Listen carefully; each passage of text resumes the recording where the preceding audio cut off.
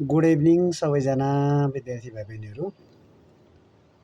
आज स्रोत साधन अभावका बावजुद पनि ल्यापटपमा भएको स्लाइडलाई मोबाइल रेकर्डका माध्यमबाट यो क्लास चाहिँ सुरु गर्न चाहन्छु र हाम्रो कक्षा 12को सामाजिक अध्ययन विषयको सहसम्बन्ध र कार्यकारण सम्बन्ध भन्ने एउटा संवादको स्वरूपमा दिएको पाठ, त्यो पाठको नोटहरू हाम्रो ग्रुपमा सेयर भइसकेको छ र त्यो नोट अध्ययन गर्नुहोला। साथै यो सहसम्बन्ध र कार्यकारण सम्बन्ध भने के हो, यसको औचित्य के छ, यो किन आवश्यक छ, यो पाठ किन आयो भन्ने कुरा यहाँहरूलाई बुझ्नका लागि यसको औचित्य के छ भन्ने विषयमा हामी छलफल गर्नेछौँ। यसमा वाइ दिस लेसन इम्पोर्टेन्ट, पाठको उपादेयता र यसको औचित्य के हो त भन्दाखेरि सामाजिक अध्ययन विषयमा सहसम्बन्ध जसलाई कोरिलेसन भनिन्छ र कार्यकारण सम्बन्ध कसनको अध्ययन गर्न केवल गणितीय हिसाब गर्नका लागि मात्र होइन, यसलाई गणितीय फर्मुलामा हिसाब गरेर निकाल्ने कुरा हो यो खासमा। तर यो सामाजिक अध्ययनमा सामाजिक घटनाहरूलाई वैज्ञानिक ढङ्गले बुझ्नका लागि अत्यन्त आवश्यक छ र यसका मुख्य औचित्यहरू यस प्रकार छन्। अब यो टिप्नु पर्दैन, यो बुझ्नका लागि मात्रै हो। सामाजिक घटनाहरू र तथ्यहरूको सही विश्लेषण गर्न यो सहसम्बन्ध र कार्यकारण सम्बन्धको बारेमा बुझ्नुपर्ने हुन्छ। हामीले समाजमा घट्ने विभिन्न घटनाहरू हुन्छ, जस्तै गरिबी, यस्तै अपराध, शिक्षा, बेरोजगारी, विभिन्न समसामयिक घटनाहरू। अब ती घटनाहरूको आपसी सम्बन्ध, एउटा घटना र अर्को घटना बिचको आपसी सम्बन्ध कस्तो छ भनेर पत्ता लगाउन सकिन्छ। यससँग कुन घटनाले अर्को घटनालाई कसरी असर पारिरहेको छ भन्ने कुराको वैज्ञानिक विश्लेषण गर्न सकिन्छ। जस्तै युवा सङ्ख्या विदेश पलायन भन्ने एउटा घटना छ भने त्यो घटनाले चाहिँ अप्रत्यक्ष प्रत्यक्ष रूपमा अरू के घटना चाहिँ असर पार्यो। जस्तो युवा पिँढी विदेशियो भने त्यसले गर्दाखेरि चाहिँ देशमा चाहिँ सक्रिय जनशक्तिहरू नभएर विकास निर्माणका कार्यहरू ढिला हुन्छ। यस्तै गरी गाउँमा चाहिँ वृद्ध र बालबालिकाको सङ्ख्या मात्रै हुन्छ, जसले गर्दाखेरि आर्थिक गतिविधिहरू चाहिँ कमजोर हुँदै जाने हुन्छ। हो यस्ता विभिन्न एउटा घटनाले अर्को घटना चाहिँ कसरी असर पर्छ भनेर यसले तथ्यपरक रूपमा विश्लेषण गर्न चाहिँ यसले मद्दत गराउँछ। हामीले चाहिँ अनुमानको भरमा कुराकानी गर्नुभन्दा एउटा घटना र अर्को घटनाको सम्बन्धको वैज्ञानिक विश्लेषण गर्न चाहिँ यसले मद्दत गर्छ। अनि अनुसन्धान कार्यलाई वस्तुपरक र विश्वसनीय बनाउनका लागि हामीले सामाजिक अध्ययनमा गर्नुपर्ने विभिन्न सामाजिक अनुसन्धान कार्यहरूमा हामीले सङ्कलन गरेका प्राप्त भएका तथ्याङ्कहरू, डाटाहरू, सूचनाहरूलाई केवल अनुमानका भरमा चाहिँ नभएर गणितीय र वैज्ञानिक सूचकाङ्कका आधारमा व्याख्या गर्न यो कार्यकारण सम्बन्ध र सहसम्बन्धको बारेमा चाहिँ यो पाठ चाहिँ उपयोगी हो।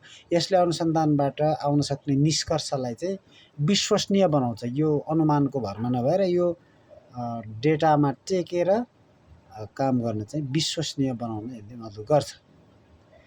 अनि भ्रम र वास्तविकता बिचको फरक छुट्याउन भन्ने छ। सम्बन्ध र कारण पहिचान गर्न भने चाहिँ यसलाई कहिलेकाहीँ दुईवटा कुराहरू सँगै हुँदैमा एउटाले गर्दा अर्को भएको हो भन्ने भ्रम हुनसक्छ, पर्न सक्छ। जस्तै किसानको उमेर बढ्नु र धानको उत्पादन बढ्नु, यो पाठले कुन सम्बन्ध केवल संयोग सहसम्बन्ध मात्र हो, कुन चाहिँ वास्तविक असर हो, कार्यकारण हो। यो सहसम्बन्ध भने चाहिँ कुन घटनासँग चाहिँ जोडियो सिधा सम्बन्ध र एउटाको कारणले चाहिँ अर्को असर पर्यो भने कार्यकारण सम्बन्ध हो भनेर छुट्याउने क्षमता चाहिँ हामीलाई प्रदान गर्छ। अनि नीति निर्माण र समस्या समाधानमा यसले सहयोग गर्छ। समाजका समस्याहरू समाधान गर्नका लागि पहिला त्यसको मुख्य कारण के हो अनि पत्ता लगाउनुपर्छ। यो पाठको जगमा टेकेर योजनाकारहरू स्वतन्त्र चरका कारण, स्वतन्त्र चर अथवा कारण र निर्भर चर असर, यसलाई चाहिँ अलिकति भाषा मात्रै गुमाएको, कारण र असरलाई स्वतन्त्र चर र निर्भर चर भनेको छ। यसरी पहिचान गरी उचित नीति र कार्यक्रम बनाउन चाहिँ सहयोग गर्छ। यसलाई हामी अब पाठमा चाहिँ उदाहरण बमोजिम चाहिँ उदाहरण राखेर तपाईँहरूका लागि यो नोटमा चाहिँ राखिएको होला यसलाई बुझ्नका लागि। अनि यसै गरी व्यावहारिक तथा जीवनोपयोगी सिपको विकास गर्न भनेको छ। हाम्रो दैनिक जीवनमा पनि यदि यसो गरेमा यसो हुनसक्छ भन्ने सोचको विकास गर्न, अर्थात् कुनै पनि निर्णय लिनु अघि त्यसको विविध पक्षहरू र त्यसका असरहरू केलाउन सक्ने तार्किक क्षमता विकास गर्नका लागि यो पाठको चाहिँ उपदेयता महत्त्वपूर्ण छ। भनेको खास गरी यो सामाजिक अध्ययनका विषयहरू, सामाजिक सरोकारका विषयहरू, समाजसँग सम्बद्ध, मानवीय सम्बन्धसँग सम्बद्ध विभिन्न कारणहरू, विभिन्न मुद्दाहरू, विभिन्न घटना परिघटनाहरूसँग एकअर्काको के अन्तरसम्बन्ध हुन्छ, कुन घटनाले चाहिँ के घटना चाहिँ अन्तर्सम्बन्धित भयो, कुन घटनाको असर के हो भन्ने कुराको अध्ययन अनुसन्धान गर्नका लागि यसलाई गणितीय र वैज्ञानिक रूपमा, वस्तुपरक रूपमा र विश्वसनीय बनाउनका लागि चाहिँ यो पाठमा चाहिँ कार्यकारण सम्बन्ध र सहसम्बन्ध भनेर यसलाई चाहिँ अनुसन्धानका प्राविधिक शब्दावलीका रूपमा चाहिँ हामीलाई यो पाठ चाहिँ संवादका रूपमा दिइएको छ। अब अर्को स्लाइडमा कक्षा 12 को सामाजिक अध्ययन विषयको जुन पाठ 2 छ, सामाजिक अध्ययनमा सहसम्बन्ध र कार्यकारण सम्बन्धको अवधारणा भन्ने विषय, यो सजिलो र बुझ्ने भाषामा चाहिँ नोट बनाएर हामीले उता तपाईँ ग्रुपमा सेयर गरिसकेका छौँ र यसलाई चाहिँ प्रस्तुत गर्दाखेरि अब सामाजिक अध्ययनमा सहसम्बन्ध र कार्यकारण सम्बन्ध भन्या के हो, यसको नोट चाहिँ तल छ। चर भन्या के हो, सबभन्दा पहिला हामीले त्यो पाठमा सम्बद्ध शब्दावलीहरू जसमा भेरिएबल चर भन्या छ, हामीले कुनै पनि सामाजिक अनुसन्धानका क्रममा मापन गर्न सकिने, नाप्न सकिने जुनसुकै तत्त्व, व्यक्ति, वस्तु, स्थान, अवस्था वा प्रक्रिया जो मापन गर्न सकिन्छ तिनलाई चाहिँ चर भनिन्छ। अब चरहरू चाहिँ मुख्यतया 2 प्रकारको हुन्छ भने चाहिँ एउटा स्वतन्त्र चर इन्डिपेन्डेन्ट भेरिएबल, अर्को चाहिँ निर्भर चर। जस्तो स्वतन्त्र चर भन्नाले जसले अर्को चरलाई प्रभाव पार्छ र यो आफैमा स्वतन्त्र हुन्छ। जस्तै वर्षा हुने यसले चाहिँ अर्कोलाई असर पार्छ, यो स्वतन्त्र चर हो, यो अरूबाट प्रभावित हुँदैन। अब वर्षा हुनु एउटा चर हो, एउटा घटना हो, कति वर्षा भयो यो मापन गर्न सकिने चिज। अब निर्भर चर भनेको जुन चर स्वतन्त्र चरमा आउने परिवर्तनमा भर पर्छ। जस्तै माथि वर्षा हुनु भने चाहिँ स्वतन्त्र चर भने धानको उत्पादन हुनु भनेको चाहिँ वर्षाको कारणले वर्षा स्वतन्त्र चर भएर धान उत्पादन हुनु भनेर निर्भर चर जो वर्षामा निर्भर भएको छ। उदाहरण वर्षा धेरै वा थोरै हुँदा धानको उत्पादनमा असर पर्छ। यहाँ वर्षा स्वतन्त्र चर हो भने धान उत्पादन निर्भर चर हो। यो उदाहरणले तपाईहरुले बुझिसक्नुभयो होला। अब यसै गरी अब चर भने बुझ्नुभयो। अब सहसम्बन्ध भने के त, कोरिलेसन के हो, कोरिलेसनका बारेमा हामी बुझ्ने जमर्को गरौँ। 2 वा 2 भन्दा बढी चरहरू बीचको आपसी सम्बन्ध सहसम्बन्ध यो शब्दबाटै प्रष्ट छ। कोरिलेसन यो चरहरू बीचको सम्बन्ध भने हो। 2 वटा चर, 2 वटा व्यक्ति, 2 वटा तत्त्व, 2 वटा वस्तु, 2 वटा स्थान, 2 वटा अवस्था, 2 वटा घटना तथा 2 वटा प्रक्रिया, यिनीहरू बीचको आपसी सम्बन्धलाई सहसम्बन्ध भनिन्छ। सहसम्बन्ध निकाल्ने एउटा फर्मुला छ। यो फर्मुला धेरै लामो छ र हामीले यो फर्मुला जानिरहनु परेन, किनकि फर्मुला भने चाहिँ यो गणितीय तथ्याङ्क शास्त्रको विश्लेषण गर्ने बेला चाहिने चिज हो। यो फर्मुला चाहिँ अनुसन्धानमा आवश्यक पर्यो छ भने यसलाई चाहिँ पछि छलफल गरौँला। यो सहसम्बन्धको मान भने 0.0 देखि 1 सम्मको सूचकाङ्क, यो सूचकाङ्कमा चाहिँ नापिन्छ। सहसम्बन्धको वर्गीकरण चाहिँ मापनका आधारमा गरिन्छ। सहसम्बन्धका प्रकारहरू, सहसम्बन्ध चाहिँ कति प्रकारको हुन्छ भन्दाखेरि एउटा सकारात्मक सहसम्बन्ध भन्ने हुन्छ, अर्को चाहिँ अर्को भनेको नकारात्मक सहसम्बन्ध हुन्छ, अर्को भनेको शून्य सहसम्बन्ध हुन्छ। तपाईहरुले बुझिसक्नुभयो होला, दुईवटा घटना, दुईवटा तत्त्व, दुईवटा वस्तु, दुईवटा विभिन्न परिस्थिति प्रक्रियाको बीचमा आपसी सम्बन्ध हुनु भने सहसम्बन्ध हो। अब सकारात्मक भने यदि एउटा चर बढ्दा अर्को चर पनि बढ्छ र एउटा चर घट्दा अर्को चर पनि घट्छ भने त्यो सकारात्मक सहसम्बन्ध हो। यसको सूचकाङ्क प्लस हुन्छ भनेको घट्दा घट्ने प्रक्रिया पनि प्लस हुँदै जान्छ र बढ्दा बढ्ने प्रक्रिया पनि प्लस हुँदै जान्छ। जस्तो उदाहरणका रूपमा वर्षा बढी हुँदा धान उत्पादन बढ्छ, वर्षा कम हुँदा धान उत्पादन घट्छ। अब वर्षा बढ्दा धान उत्पादन बढिरहेको छ, वर्षा घट्दा धान उत्पादन घटिरहेको छ। यसरी एउटा चरसँग अर्को चर चाहिँ घट्दा घट्ने बढ्दा बढ्ने भयो भने त्यो चाहिँ सकारात्मक सहसम्बन्ध हो र यसको सूचकाङ्क धनात्मक हुन्छ भनेर बुझ्नु होला।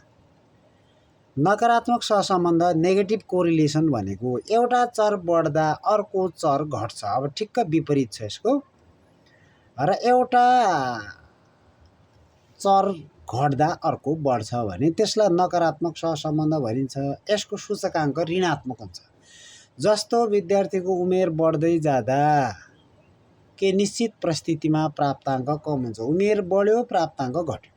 जस्तो हामी भूगोलको अध्ययन गर्दाखेरि उचाइ बढ्छ तापक्रम घट्छ। हामी भौगोलिक पाठमा हाम्रो पृथ्वी भन्ने पाठमा कक्षा 9-10 मा पढेको उचाइ र तापक्रमको सम्बन्ध हामीले पढेका छौँ, जसमा जति उचाइ बढ्छ त्यति तापक्रम घट्छ, जति उचाइ घट्छ त्यति तापक्रम बढ्छ भनेर हामीले त्यो तथ्य पढेका थियौँ, पढेको सम्झना होला। हो त्यो भनेको पनि ठ्याक्क हाम्रो नकारात्मक सहसम्बन्धसँग मेल खाने एउटा विषय हो। अब शून्य सहसम्बन्ध भनेको जेरो कोरिलेसन भनेको यदि एउटा चर घटबड हुँदा अर्को चरमा कुनै पनि प्रभाव पर्दैन भनेको एउटा चरले कुनै अर्को चरलाई असरै पार्दैन भने त्यो शून्य सहसम्बन्ध हो। जस्तो धानको उत्पादन र किसानको उमेर बीचको सम्बन्ध, उमेरले धान उत्पादनमा सिधा असर पार्दैन भनेको धान उत्पादन र किसानको उमेरसँग कुनै सम्बन्ध छैन। किसान 20 वर्षको किसान र 32 वर्षको किसानले खेती गर्दा धानको उत्पादनमा कुनै असर पर्दैन भनेको किसानको उमेरसँग धान उत्पादनको कुनै सम्बन्ध रहेन, त्यसले घटबड कुनै पनि कुरा भएन। यसरी दुईटा चरका बीचमा चाहिँ कुनै सम्बन्ध रहँदैन भने त्यसलाई चाहिँ शून्य सहसम्बन्ध भनेर भनिन्छ। अब अर्को हाम्रो शब्दावली छ कार्य कारण सम्बन्ध, क्याजुअल रिलेसनसिप भन्ने छ। यदि एउटा चर वा घटनाको कारणले गर्दा अर्को चर वा घटना घट्छ भने त्यस्तो सम्बन्धलाई कार्य कारण सम्बन्ध भनिन्छ। जस्तो विशेष नियम भनेको सबै प्रकारका सहसम्बन्धहरू कार्य कारण सम्बन्ध हुँदैनन्। माथि पढेको सहसम्बन्धमा सकारात्मक, नकारात्मक र शून्य सहसम्बन्ध छ। सबै सहसम्बन्धहरू कार्य कारण सम्बन्ध हुँदैन।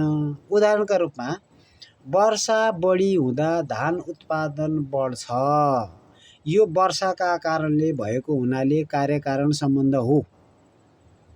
तर धान उत्पादन र किसानको उमेर बीचमा यस्तो कार्य कारण सम्बन्ध हुँदैन भनेको एउटा चरसँग अर्को चरको सबै चरको कार्य कारण सम्बन्ध हुँदैन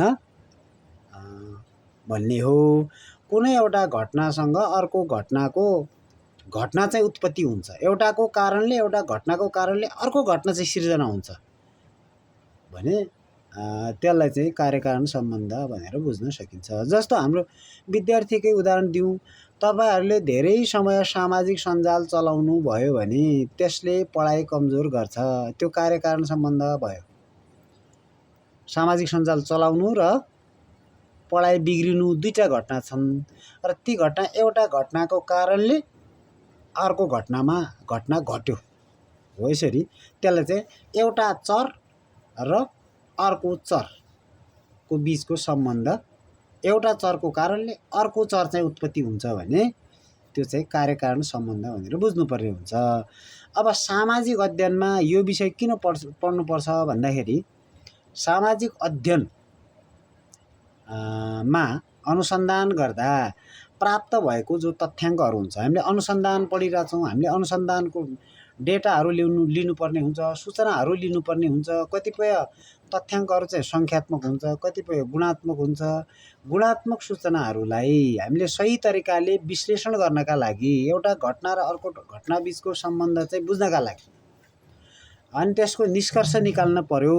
हामीले कुनै घटनाको चाहिँ गुणात्मक निष्कर्ष निकाल्नु पर्ने हुन्छ, जसका लागि विभिन्न सामाजिक घटनाहरू बिचमा कस्तो सम्बन्ध रह्यो र कस्तो सम्बन्ध रहेछ, तिनले एकअर्कालाई कसरी प्रभाव पार्दा रहेछन् भनेर व्याख्या गर्न, त्यसको निष्कर्ष निकाल्न हाम्रो चाहिँ अनुसन्धानलाई तात्विक निष्कर्षमा पुर्याउन चाहिँ यो पाठलाई चाहिँ हामीलाई दिया हो भन्दै आजलाई यो रेकर्डेड क्लासको मैले यो स्लाइड मैले सरर पढेँ र यसलाई चाहिँ अलिकति उदाहरणका रूपमा चाहिँ प्रस्तुत गरेँ।